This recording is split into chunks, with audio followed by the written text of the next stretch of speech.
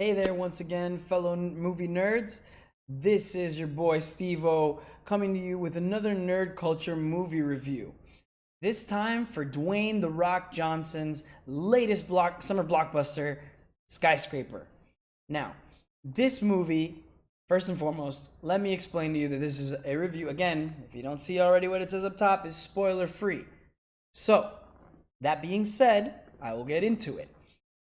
This movie, if I didn't know any better, I'd say that it is The Rock and Ross and Marshall Thurber's love letter to just fun 80s films. This movie does really exemplify an 80s film, and it does have throwbacks to movies like The Towering Inferno and, of course, Die Hard. I love the take on it. I loved a lot about this movie. It was just a lot of fun. Let's put this right out there. I enjoyed the movie more than I thought I would. And I it's a popcorn movie. It's a summer blockbuster. It's a lot of fun. But getting into it, I guess in a little bit more of a deep dive, I want to say that the way the movie started out, mind you, if you don't know what it's about, let's start there, I guess, right? A guy named Will Sawyer who is an amputee. Unfortunately, they do explain how that happens in the movie, which is really nice, which is good in my opinion. I enjoyed getting a little bit of the backstory about the character. He has a family. He is sent to China to see the world's biggest, skyscraper, and review, I guess it's security, so to speak, and for insurance purposes is all I can really say. I guess, and that's where kind of the movie goes. I mean, obviously something bad happens, but if I was to say anything more, I would probably ruin it for you, wouldn't I? But let's go in just about how that movie felt. I mean, it opens up with some backstory about The Rock's character, Will Sawyer, and then it very quickly establishes the status quo. Nev Campbell plays Will Sawyer's wife in the movie, and of course they end up having two beautiful little children. I just like, they were just really cute kids. You know, it was nice to see them in it. When it comes to this movie, like I said, it sets up it sets it up pretty quickly. It doesn't waste any time.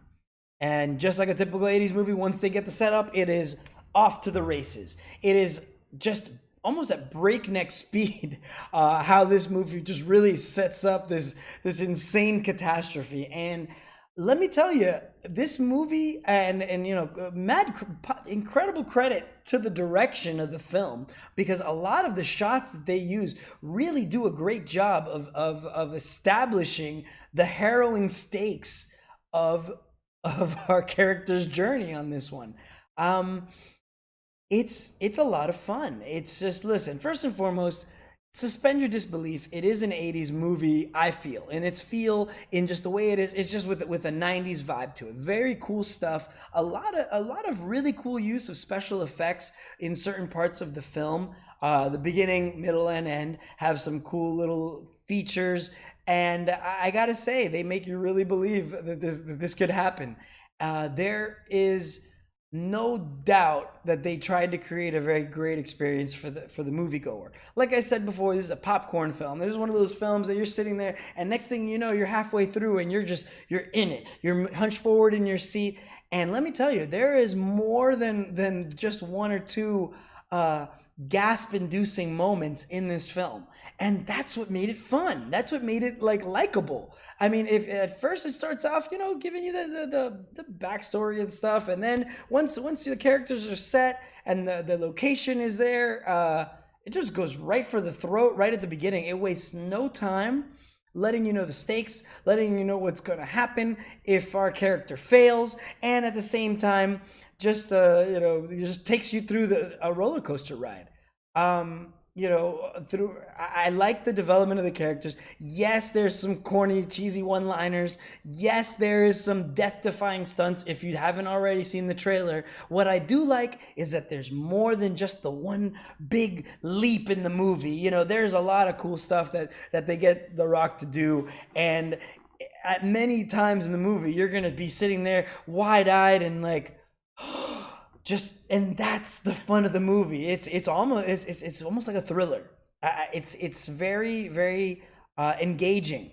It does a good way. It does a good job of pulling you in and letting you just enjoy it. If you don't take it too seriously or you suspend disbelief, man, you get your $10 worth. You get your movie tickets worth. I recommend it if you enjoy. If you're a moviegoer like me, that even if you're on the fence about a movie and you'll just give it a shot, give this movie a shot. If you're into more of a methodical, slightly darker, more introspective movie, you're not gonna get that. This movie's just a fun film. And it's like I said, it left me on the edge of my seat for a couple of the crazy stunts that they got The Rock to do. It was absolutely enjoyable. I highly recommend it, just for the fun of it. If you're looking for, like I said, something a little bit more, more, I don't know, like if you look at my review for The Equalizer, if I had to say anything, this movie is more a polar opposite of its soon-to-be competition, The Equalizer 2. Whereas The Equalizer was slower and methodical, this one is in your face and very direct. A lot of fun, explosions and fire and craziness, and man, let me tell you, I had fun. I enjoyed it. Go see it. The Rock never disappoints. He's just a lot of fun in all these movies, and I think that he knows he's kind of giving that little, to the fans of film everywhere. And you know what? I hope we get a sequel. I hope we get something similar. I could see this being a very fun and popular franchise, and I can only hope that they give us more stuff like that. I'm an avid moviegoer, and I just got to say that we need movies like this, especially. So, just for the fun of it. We don't always need an insanely dramatic premise or anything too dark. I mean, it's dark as it gets. I mean, it's a guy trying to save his family in a giant burning building. I mean, it really kind of it sets the stakes right from the start. So no surprises, no excuses. You won't be disappointed if you go in, suspend disbelief, and just have yourself a good time. All right. That being said, go see Skyscraper. Let me know what you think in the comments below. If you disagree or agree with me, tell me on Twitter. My tag is below, L_Steve_O. Let me know what you want to see. Let me know if you want a spoiler-filled review. Let me know what you thought of Skyscraper or any other movies. Is there a movie that you guys really want me to check out? Want me to give a review on? Please let me know. I'd love to do more deep dives and more fun stuff, or talk in depth about a lot more movies. I really enjoy it, and I'd love to talk to you guys about it as well. So that being said, go see the movie. Enjoy it. I hope you enjoyed it as much as I did, and we'll see you next time for another Nerd Culture movie review. Take care, everybody. Thanks for watching.